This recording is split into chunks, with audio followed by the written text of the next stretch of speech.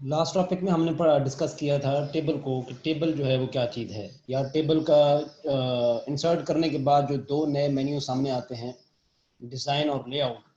हमने उनमें से लेआउट को देखा था कि फ़र्ज़ करें एक टेबल आपने ड्रॉ किया है या फ़र्ज़ करें इंसर्ट किया है, तो उसके बाद आपने जो नया है, यानी कि नई लाइन है, नया कॉलम है, ठीक है, उसको ऐड कैसे करना है, उसको डिलीट कैसे करना है, ये हमने लास्ट टॉपिक में पढ़ा है। ठीक है। अच्छा, आज के टॉपिक में हमारे पास है कि जी फ़र्ज़ करें कि आपने यहाँ पे ये टेबल ड्रॉ कर दिया। अब आपको ये पता चल चुका है सबको कि इसके नीचे रो ऐड कैसे करनी है। अच्छा, ये तो डिफ़ॉल्ट रो ऐड होती है, आप टैब प्रेस करते जाएँ तो रो ऐड होती जाएगी, ठीक है। लेकिन अगर फ़र्ज़ करें आपके पास टेबल है और उस टेबल के अंदर आपने यहाँ पे ऊपर टाइटल बार देनी है, इसको हम टाइटल रो कहते हैं, ठीक है, टाइटल रो देनी है आपने कि ये टेबल किस चीज़ के मुतालिक है, अगर आपने ये बताना है और आप चाहते हैं कि ये सारा इसके दरमियान में लिखा हुआ आए, तो आप क्या कर देते हैं, मर्ज कर देते हैं बेसिकली। यानी मर्ज मर्ज का मतलब क्या होता है, मर्ज का मतलब ये होता है, जैसे फर्ज करें कि आपके घर में 3 कमरे हैं और बाद में फैसला होता है कि ऐसा करते हैं जी कि इस सारे को ना एक हॉल बनाते हैं, एक पूरा हॉल बना देते हैं, कमरे बीच में से दीवारें ख़त्म कर देते हैं। तो जो दीवारें होंगी वो आप ख़त्म करेंगे तो वो एक पूरा हॉल बन जाएगा। तो इसका मतलब ये है कि आपने मर्ज कर दिया है, दरमियान में जितनी दीवारें थी वो ख़त्म कर दी हैं, तो वो एक पूरा हॉल बन गया। इसी तरह यहाँ पे भी अगर आप देखें अगर आप देखें तो मैंने ये सारा सिलेक्ट कर लिया है। ये सारा सिलेक्ट करने के बाद ये अंदर की जो दीवारें हैं ये मैं ख़त्म करता हूँ यहाँ से, ये देखें, ये मैंने यहाँ से ख़त्म कर दिया, ये ख़त्म कर दिया, तो ये अब पूरे का पूरा एक हॉल बन गया। बात समझ आ गई? ये होती है मर्जिंग, ठीक है। मर्ज सेल, मैंने सेल को क्या कर दिया, मर्ज कर दिया। तो अब अगर फ़र्ज़ करें मैं लिखता हूँ यहाँ पे कि स्टूडेंट्स लिस्ट फॉर एग्जामिनेशन, ठीक है, इसको मैं बड़ा कर देता हूँ। ये वही सारे टूल अप्लाई होंगे इसके ऊपर जो आपने होम मेन्यू के अंदर पढ़े हैं, ठीक है। मैं यहाँ पे आता हूँ, इसको ये देखें, अब आपके पास ये वाला जो है ये टाइटल रो बन गई है। तो इसको हम बोलते हैं मर्ज करना। क्या बोलते हैं? मर्ज करना। जैसे फर्ज करें यहाँ पे ये दो हैं, इनको आपने मर्ज करना है, तो आप इसके ऊपर जाके क्लिक करते हैं तो ये एक सेल बन गया है। दो को मिला के एक आपने कर दिया। फर्ज करें इनको आपने मर्ज करना है, तो ये देखें, ये आपने एक सेल बना दिया, ये मर्ज कर दिया। बात समझ आ गई है? ठीक है। ये आप किस तरीके से या किस एग्जांपल के साथ करेंगे? जैसे फर्ज करें कि आप टाइम टेबल बना रहे हैं अपने स्कूल का, कॉलेज का या यूनिवर्सिटी का, तो आप देखते हैं कि जी दरमियान में जो ब्रेक आती है, या जब आप बच्चे थे तो आप टाइम टेबल उस वक्त अच्छा सा बनाते थे अपनी नोटबुक के ऊपर।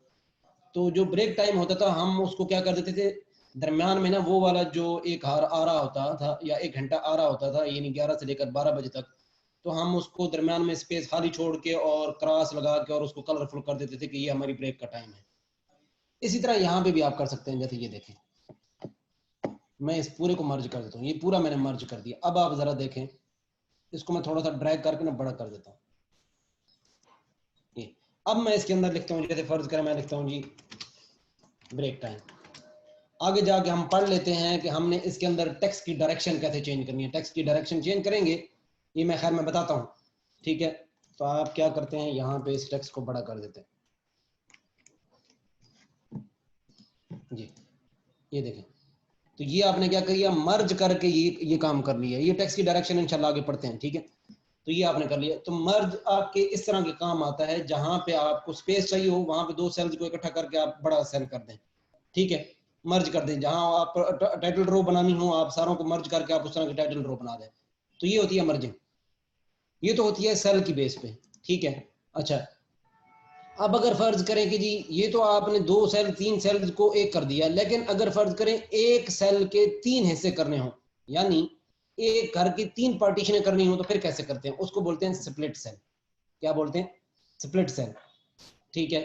यहाँ पे आपने क्लिक किया, ये अब आपको बता रहा है कि इस सेल के आपने कितने कॉलम और कितनी रो बनानी है। तो मैं ऐसे कहता हूँ यार इसके अंदर ना आप दो कॉलम क्रिएट कर दो, रो एक ही रहने दो। ये देखें, ये इसके दो हिस्से बन गए। इसके आप देखें, दोबारा इस पे क्लिक करते हैं, इसको कहते हैं जी हम, आप हमें 3 रो दे दो और 5 कॉलम दे दो या 6, ये देखो ये, ठीक है। ये इसको क्या बोलते हैं, स्प्लिट सेल। दोबारा करते हैं, फर्ज करें आपको चाहिए 3 कॉलम और 2 ये, ठीक है। इस तरीके से आप कर सकते हैं। ये आपने और मजीद कुछ करना है, ये आपका बात समझ आ गई। तो ये आपका है जी स्प्लिट सेल। एक होता था, एक था मर्ज सेल और एक है स्प्लिट सेल। मर्ज का क्या मतलब है, 2 को मिला के एक कर देना, और स्प्लिट का क्या मतलब है, एक को 3 या 4 या 5 या 6 पे डिवाइड कर देना, ठीक है। इसको स्प्लिट बोलते हैं। ये तो हो गया एक एक कमरे के हिस्से कर दिए। आगे है कि पूरा स्प्लिट टेबल, अगर फर्ज करें आप टेबल के हिस्से करना चाहते हैं तो वो कैसे करेंगे। जैसे फर्ज करें यहाँ पे मैं इसको स्प्लिट टेबल कर देता हूँ, ये आपका टेबल इससे जुदा हो गया, ठीक है। ये ऊपर वाले हिस्से से आपका ये टेबल यहाँ पे जुदा हो गया। मैं क्या करता हूँ, एक नई फाइल खोलता हूँ, ठीक है। ये नई फाइल मैंने खोली और मैं गया इंसर्ट पे, और ये मैंने टेबल ड्रॉ किया। अब मैं चाहता हूँ कि मैं यहाँ पे जाके क्या करूँ, इसको स्प्लिट टेबल कर दूं। तो ये मैंने क्या कर दिया, स्प्लिट टेबल कर दिया। तो इसके बाद का जो हिस्सा है वो टेबल अलग हो गया। अगर ये कहीं करना पड़ जाए तो आपको आना चाहिए कि जी टेबल किस तरह से स्प्लिट करते हैं, किस तरह से उसको जुदा करते हैं दूसरे टेबल के साथ, ठीक है। ये बात मेरे ख्याल में कवर हो गई होगी यहाँ तक, ठीक। अच्छा जी, उसके बाद अगला है आप ये ऑटो फिट, और ये है बेसिकली सेल का साइज। जैसे हम कल डिस्कस कर रहे थे कि हाइट और विड्थ अगर आपने बढ़ानी हो या कम करनी हो, तो पहला तरीका तो जो मैंने कल आपको बताया था उसको अभी फिर डिस्कस कर लेते हैं। जैसे फर्ज करें ना, आप किसी एक सेल की हाइट को जो है वो इंक्रीज करना चाह रहे हैं, ये देखें, तो वो सेल की नहीं होती, वो पूरी रो की होती है, ठीक है। यानी ये कैसे मुमकिन है कि सिर्फ इसकी जो है वो हो जाए और इसकी ना हो, ये सारे की हाइट जो है वो इंक्रीज हो जाएगी।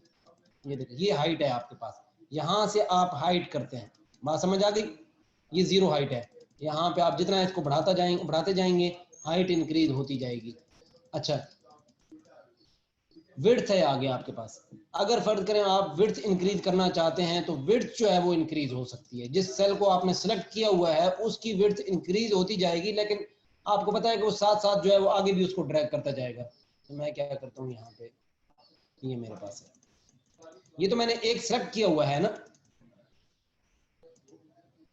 अगर फर्ज करें मैं क्या कर लूँ, सारे को सिलेक्ट कर लूँ, और अब अगर फर्ज करें ये मैंने सेलेक्ट कर लिया, और मैं क्या करता हूँ इसकी, ये देखें, ठीक है। ये इस तरीके से। दूसरा तरीकाकार क्या है, ये ड्रैग करके नीचे से एंकर इसको पकड़ने के बाद आप क्या करते हैं, यहाँ पे आप करते हैं, ठीक है।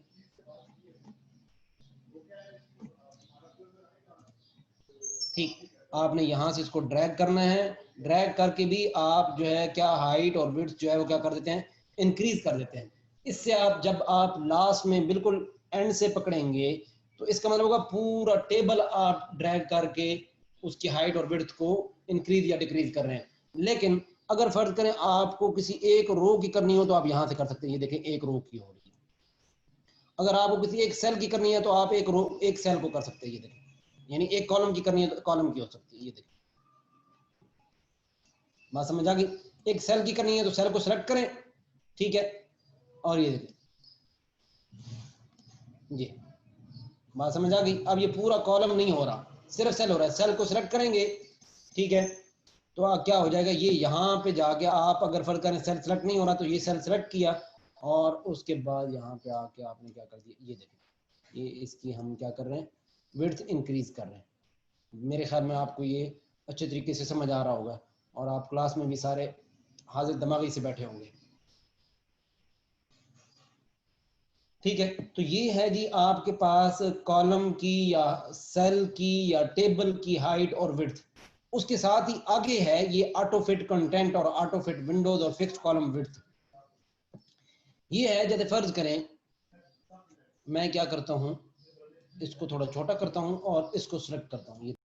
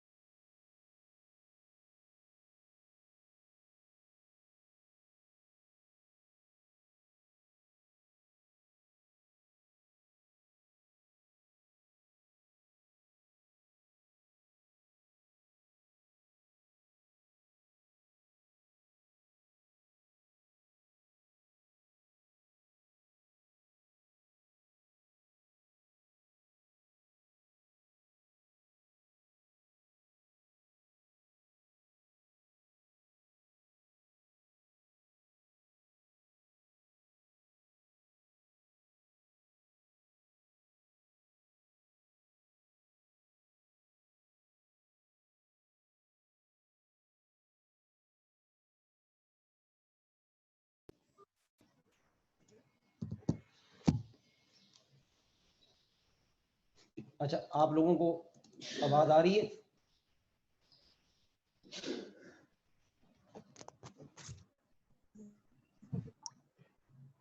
अच्छा, जिया आप भी कह रहे हैं आवाज नहीं आ रही, और नुमान भी कह रहा है आवाज नहीं आ रही। जी सर, अभी आ रही है। अच्छा ठीक, वो असल में नुमान की कॉल आ गई थी दरमियान में।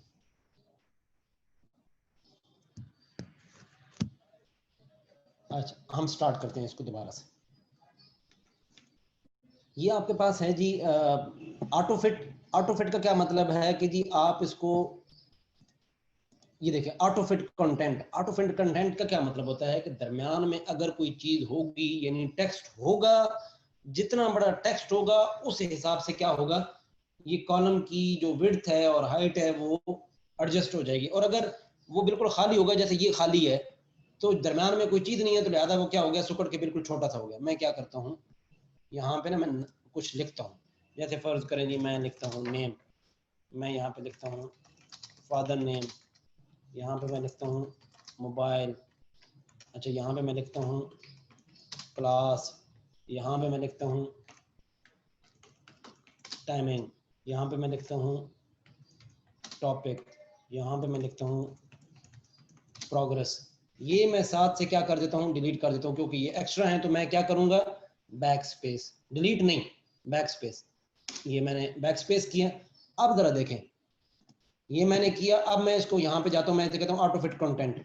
अब जितना कंटेंट है उतना क्या हो गया, एडजस्ट हो गया है। अब मैं क्या करता हूँ, जरा कंटेंट को बड़ा करता हूँ। ये देखें, जैसे जैसे मैं कंटेंट को बड़ा करता जा रहा हूँ, जो मेरे पास जो टेबल है या जो सेल्स हैं वो उस हिसाब से बड़े या छोटे होते जा रहे हैं। ठीक है, इसको बोलते हैं ऑटो फिट कंटेंट। अच्छा, auto fit window. Auto fit window का क्या मतलब है जितना आपके पास यहाँ से मार्जिन है, ये मार्जिन है और ये मार्जिन है, इस मार्जिन के मुताबिक आपका ये एडजस्ट हो जाए, यानी जितना नजर आ सकता है उतना नजर आ जाए। अच्छा, फिक्स कॉलम विड्थ, अगर फर्ज करें आप कहते हैं कि जी फिक्स कॉलम विड्थ आ जाए, खैर ये वर्किंग नहीं करता इसके अंदर, लेकिन फिर भी मैं क्या कर दिया, ये इंक्रीज कर दिया इसको। मैं इसको कहता हूँ फिक्स कॉलम विड्थ। ये नहीं, इसके साथ एक फिक्स कॉलम विड्थ क्या होता है, आप वहां पे जाके यही एक्सेल के अंदर जब आप पढ़ते हो ना फिक्स कॉलम विड्थ, उसका मतलब ये होता है जी कि कॉलम जो है वो 12 होगा, 13 होगा, 14 होगा, 15 होगा। लेकिन यहाँ पे जब आप इसके ऊपर जो है ना जाके क्लिक करते हैं, तो आपको कोई बिल्कुल जो है ना वो नजर नहीं आती कोई चीज, यानी आपके पास कोई नहीं होता कि जिसके आप अंदर नंबर पुट कर सको कि कितने नंबर जो है वो इसकी विड्थ हाई होगी, हम जो है वो बड़ी होगी या छोटी होगी। ठीक है, इस तरीके से आप करते हो। तो ये आपके पास है जी, सबसे पहला हमने इसको हम सेलेक्ट करते हैं और ऊपर वाला देखते हैं ऑटो फिट कंटेंट। अच्छा, इसके बाद ऑटो फिट विंडोज, ये देखें ये छोटा हो गया। अच्छा, ये फिक्स कॉलम विड्थ काम नहीं करता, ये हमने पढ़ लिया है। ठीक है, ये दोनों जो है हाइट और विड्थ। अब आते हैं इसके ऊपर डिस्ट्रीब्यूट रोज। यहां से आप ये देखें, ये मैंने कर ये देखें डिस्ट्रीब्यूट रो का क्या मतलब है कि डिफॉल्ट जो है वो ये इस पे ये डिफॉल्ट साइज होता है। ठीक है, डिफॉल्ट साइज पे इन सारों को डिस्ट्रीब्यूट कर देगा। डिस्ट्रीब्यूट कॉलम, डिफॉल्ट साइज आपके पास ये होगा तो इसको क्या कर देगा, डिफॉल्ट साइज पे कर देगा। ये डिस्ट्रीब्यूट रोज, रोज का क्या मतलब है डिस्ट्रीब्यूट रोज का, कि जी जो रोज का डिफॉल्ट साइज है बस वो आप कर दो। डिस्ट्रीब्यूट कॉलम का क्या मतलब है कि जो डिफॉल्ट कॉलम की विड्थ का साइज है आप वो कर दो। बात समझ आ गई? इस तरीके से आप क्या कर सकते हैं, टेबल की हाइट और विड्थ एडजस्ट कर सकते हैं। अच्छा, ये टॉपिक मतलब अब आपको थोड़ा सा मुश्किल लग रहा होगा या बोरिंग लग रहा होगा, लेकिन मैं ये समझता हूँ कि जो टूल मैंने आपको पहले पढ़ा दिया है वो इनफ है। अगर आपको ये समझ नहीं आती तो वो आपके पास इनफ है कि आप सिंपल यहाँ से ड्रैग करें, ये ड्रैग करें आप। ठीक है, यहाँ से आप सारा काम करें, छोटा भी करना है तब भी आप यहाँ से छोटा करें, यानी कि ऑफिस के अंदर कहीं भी, और अगर यहाँ से छोटा करना है तो आप टेक्स्ट छोटा करें। ये देखें ये खुद ब खुद हो रहा है। ये जो टूल मैंने आपको पढ़ा दिया है ड्रैग वाला, ये इनफ है। अगर इसकी समझ नहीं भी आ रही तो प्रैक्टिस करेंगे तो ऑटोमेटिक समझ आ जाएगी, वो कोई मसला नहीं है। ठीक है, लेकिन फिर भी आपने क्या करना है कि एक दफा ट्राई जरूर करनी है। ठीक है, तो ये आप ट्राई एक दफा जरूर कर लीजिएगा। ये हो गया जी हमारा यहाँ पे सेल का साइज एडजस्ट करने का तरीकाकार। अब हम आते हैं यहाँ पे टेक्स्ट की डायरेक्शन का। टेक्स्ट की डायरेक्शन खैर हमने एक दफा देख ली है, लेकिन फिर एक दफ़ा देखते हैं कि जी ये हमारे पास टेक्स्ट की डायरेक्शन, मैं ज़रा इसका टेबल का जो साइज़ है वो इंक्रीज करता हूँ, इस वाले टेबल को मैं क्या करता हूँ, डिलीट करता हूँ। अच्छा, एक चीज़ और बता दूँ, बैक स्पेस के साथ आप क्या करते हैं कि पूरा टेबल डिलीट करते हैं, लेकिन अगर आपको इसके अंदर से डाटा डिलीट करना हो तो आप क्या करेंगे, सिलेक्ट करके सिर्फ डिलीट का बटन प्रेस करेंगे। ये देखें, ये मैंने टेबल इसके अंदर से डाटा डिलीट कर दिया, यानी कि पूरा टेबल डिलीट करना है तो बैक स्पेस, टेबल के अंदर से सिर्फ डाटा खत्म करना है तो सिर्फ डिलीट का बटन। बात समझ आ गई? अच्छा, इसको मैं दोबारा टेक्स्ट को लाता हूँ, किससे लाऊंगा, कंट्रोल Z, मैं वापस ले आया। इसको मुझे खत्म करना है तो मैं बैक स्पेस करूँ या डिलीट, तो मेरे ख्याल में मैं डिलीट करूंगा। ठीक है, ये मैंने डिलीट की, ये डाटा खत्म हो गया, मैं वापस ले आया। ठीक है। अच्छा, हमने ऊपर पढ़ा है कि जी स्प्लिट सेल कैसे करते हैं, ये हम, या मर्ज कैसे करते हैं, ये मैं यहाँ पे क्या कर रहा हूँ, मर्ज कर, इसको मैं एक दफा फिर देखता हूँ, ये मर्ज किया मैंने। ठीक है। अच्छा, उसके बाद मैं इसकी थोड़ी सी हाइट और इंक्रीज करता हूँ। अब आप देखें, आपके पास ये जो टेक्स्ट है ये बिल्कुल टॉप पे है, टॉप पे। आपने होम मेन्यू के अंदर यहाँ पे अलाइनमेंट पढ़ी थी, अलाइनमेंट के अंदर आपने 4 ऑप्शन पढ़े, वो था सिंपल टेक्स्ट। सिंपल टेक्स्ट की जो अलाइनमेंट होती है उसके लिए 4 टूल हैं, लेकिन जो टेबल के अंदर अलाइनमेंट होती है उसके 9 टूल हैं। ये देखिए, 3 टॉप पे, 3 सेंटर में और 3 बॉटम में। बात समझ आ गई? 3 टॉप पे, 3 सेंटर पे और 3 बॉटम में। जैसे देखें, अब हम किस जगह पे हैं, top left, top centre, top right. ये देखें,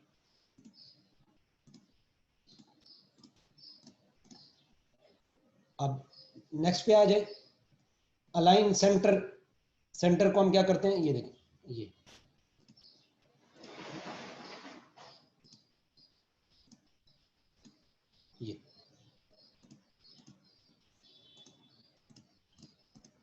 ये अब आप ट्राई करेंगे तो आपको खुद समझ आ जाएगा कि ये इसकी अलाइनमेंट है।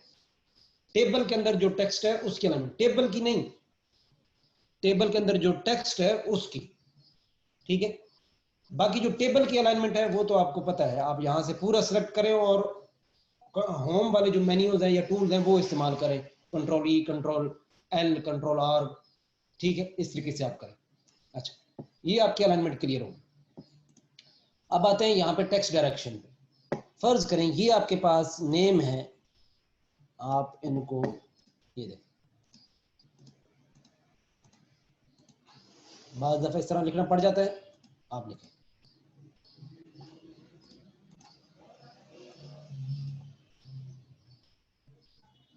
ठीक, एक का करना है, जिसके जिस सेल के अंदर होंगे उसका खुद ब खुद होता जाए।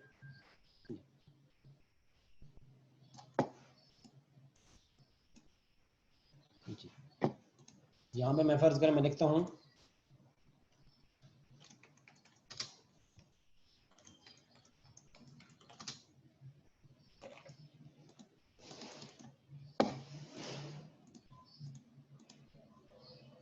ठीक, ये डायरेक्शन चेंज हो गई। अब आप दरम्यान में लाना चाहते हैं तो ये दरम्यान में आ, जैसे ही आप इधर से डायरेक्शन चेंज करते हैं, ये देखें, ये इनका भी बिहेवियर जो है वो चेंज हो जाता है।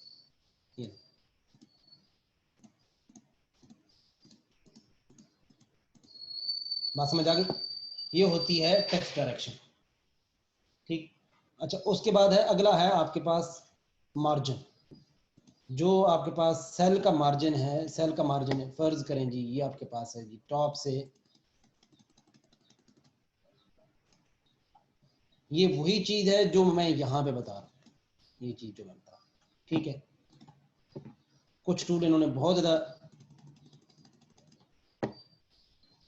एग्जैजरेट कर दिए हैं, जैसे ये देखें, बॉटम से ये साइज इनका इंक्रीज हो गया।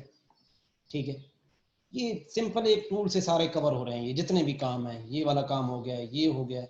आप बस इस पे फोकस करें, इस पे फोकस करें। ठीक है, बार पढ़ने के लिए पढ़ लें, लेकिन फोकस जो है वो ज़्यादा, मुझे ज़्यादा इजी टूल ये लगता है। ठीक है, बहरहाल फिर भी इसको देख लेते हैं एक दफ़ा। फिर टॉप से अगर आपने करना है,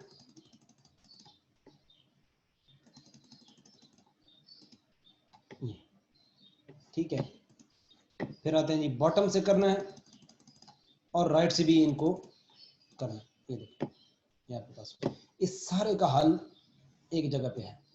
ये अगर आप मिलाना है, ठीक है, ये देखो,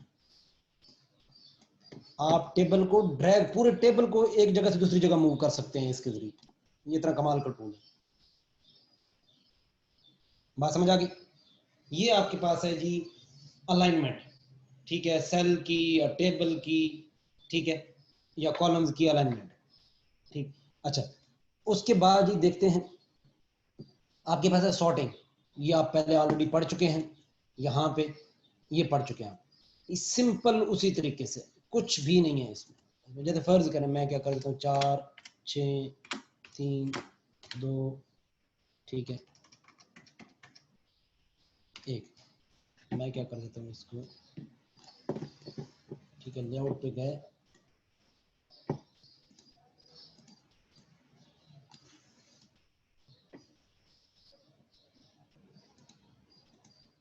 अच्छा, इस पे ये एक और ले लेगा, कहेगा मर्ज सेल काम नहीं करता। ठीक है,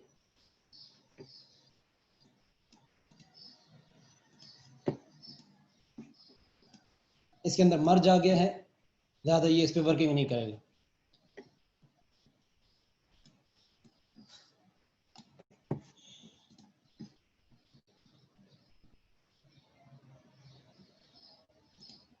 ये कह रहा है कि अगर किसी भी टेबल के अंदर मर्ज सेल मौजूद हो तो वो उसकी सॉर्टिंग नहीं करता। ठीक है, तो मैं क्या कर रहा हूं, एक नया टेबल क्रिएट कर रहा हूं।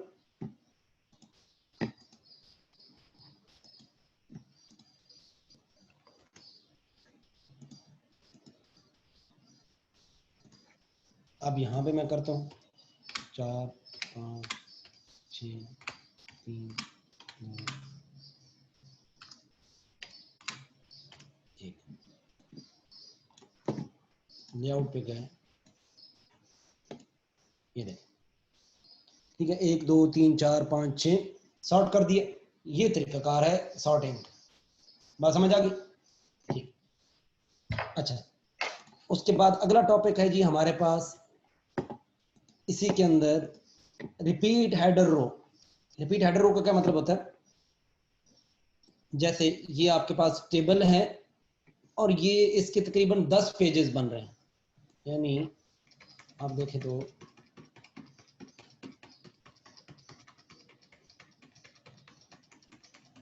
मैं ना इसको दूसरे टेबल पे ले आता, दूसरे पेज पे भी ले आता हूँ।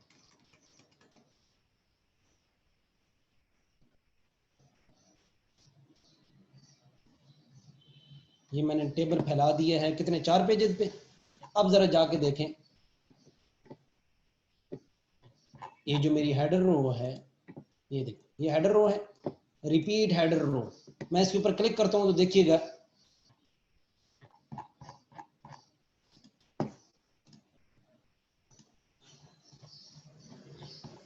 इसको होना चाहिए, हम ये हमारा जो है ना, हमें हर जगह तंग करेगा ये जो सेल।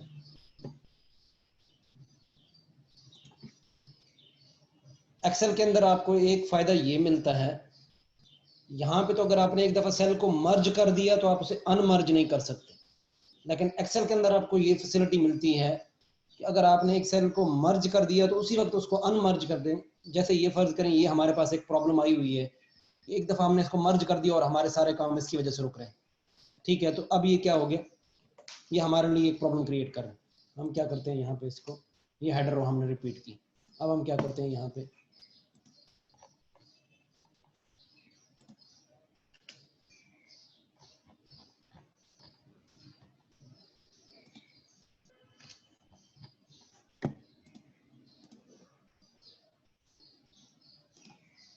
दोबारा से इसको बनाते हैं।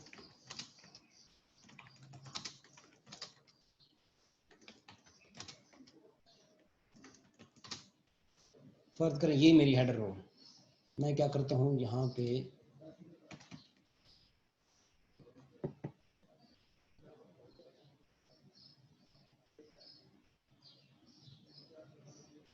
मजीद मैंने जो है वो पूरा टेबल जनरेट कर लिए। ये हम लंबा प्रोसेस कर रहे हैं। आप यहाँ से डायरेक्ट भी जाके जब टेबल बना रहे हो ना तो यहाँ पे आप कॉलम और रो मजीद ऐड कर दें।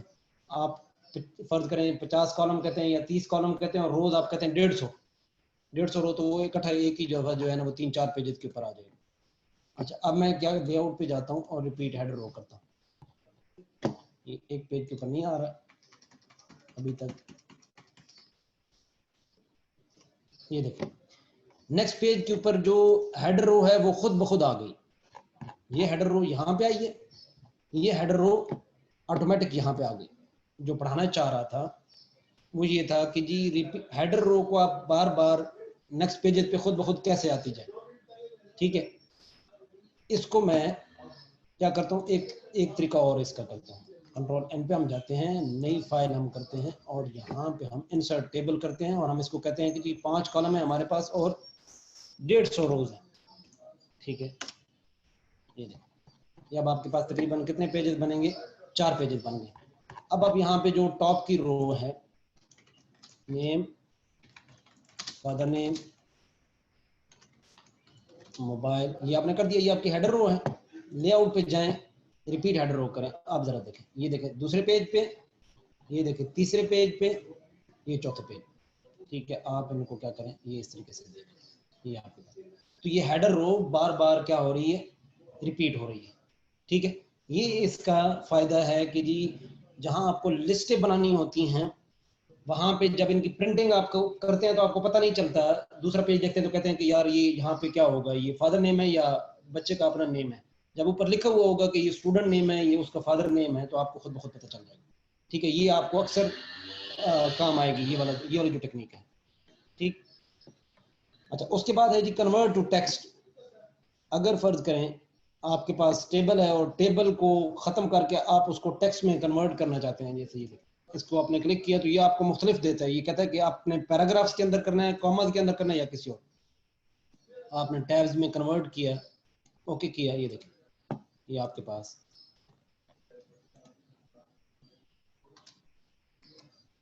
ये देखिए ये है बेसिकली टेबल ही। क्या है, साथ से ग्रिड लाइन खत्म हो गई, ग्रिड लाइन खत्म हो गई। ठीक है, कंट्रोल जेड में वापस करता हूँ, ये आ गया। लेआउट पे गए, ये आपके पास कन्वर्ट टू टेक्स्ट में पैराग्राफ मार्क्स है, इसके ऊपर क्लिक करते हैं तो ये देखें ये पैराग्राफ की सूरत में ये आ गए। ठीक, कंट्रोल जेड में करता हूँ, वापस लाता हूँ, लेआउट पे जाता हूँ, कन्वर्ट टू टेक्स्ट पे क्लिक करता हूँ और कॉमास पे क्लिक करता हूँ, ओके करता हूँ, तो ये आपने क्या, इसने क्या कर दिया है, कॉमास में कन्वर्ट कर। ठीक है, ये आपको कॉमास में कन्वर्ट कर दिया। इसका कोई पर्पज नहीं होता, यानी कि ये मैंने नहीं देखा कि कहीं किसी जगह इस्तेमाल हुआ हो। हाँ, एक्सेल के अंदर इस्तेमाल होता है, एक्सेल के अंदर इस्तेमाल होता है। ठीक है, तो इंशाल्लाह जो है ये बाकी जो चीजें अब इसकी लेआउट के अंदर हैं वो सिर्फ आपका रहेगा ये फार्मूलाज का। ये मैं आपको एक चीज समझा दूं, आप में से जो एफएससी के स्टूडेंट हैं या जिन्होंने मैथ पढ़नी है ये उनके लिए है, या जिनका फ्यूचर में मैथ का सब्जेक्ट है किसी ना किसी सूरत में, तो आपको जब असाइनमेंट्स बनानी पड़ेंगी तो आप अपने जो एक्सेल के फार्मूलाज हैं वो यहाँ पे आप अप्लाई कर सकते हैं। ठीक है, ये आम नॉर्मल समझ से आप बाहर हैं। ये आप यूं समझें कि जब आप एक्सेल पढ़ेंगे तो आपको क्या समझ आएगी वहां पे। ठीक है,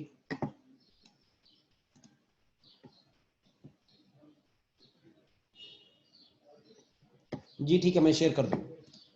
स्टूडेंट हैं वो कह रहे हैं मेरा नेट का प्रॉब्लम है।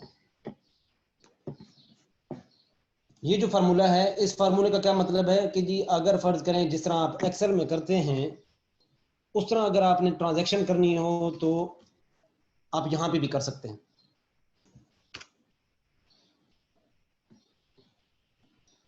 जैसे 100 200 आपने फार्मूला लगाया इज इक्वल टू ये प्लस ये आपके पास 300 इसका जवाब आ गया।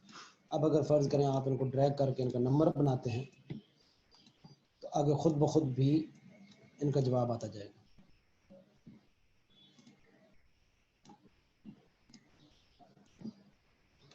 ये देखो ऑटोमेटिक इनका जवाब कंप्लीट हो गया। ये काम एक्सेल के अंदर ज़्यादा इजी है वर्ड की निस्बत, ठीक है, वर्ड की निस्बत बहुत ज़्यादा इजी है। और दूसरा ये कोई वर्ड 2007 के अंदर कोई बहुत ज़्यादा एक्टिव भी नहीं है ये वाला टूल, ठीक है। जैसे अभी फर्ज करें ये वाला है, ये फार्मूला है आपका और आप यहाँ पे लिखते हैं, तो ये इंतहाई मुश्किल काम है, लिहाजा इसको यहाँ पे छोड़ दें, इसका कोई फंक्शन नहीं। किसी ने आपसे, समझदार बंदे ने ये काम करवाना हुआ ना, वो आपसे एक्सेल में करवाए, ठीक है। तो ज़्यादा मतलब अगर कोई कहेगा कि जी आप एफिशिएंसी दिखाने के लिए कि जी यहाँ पे करें, कोई फ़ायदा नहीं है। आप ये सारे के सारे काम एक्सेल के अंदर करें, वहाँ पे आपके पास एक कंप्लीट बड़ा टूल पड़ा हुआ है, तो आप उसको छोड़ के इस पंगे में पड़ रहे हैं जिसमें आपको मुश्किल ही आएगी, आपसे होगा नहीं, फिर बाद में आप परेशान होंगे। तो ये हो गया जी हमारा लेआउट जो है कंप्लीट हो गया, ठीक है। लेआउट का टॉपिक हमारा कंप्लीट हो गया। अब हमारा रह गया है डिज़ाइन।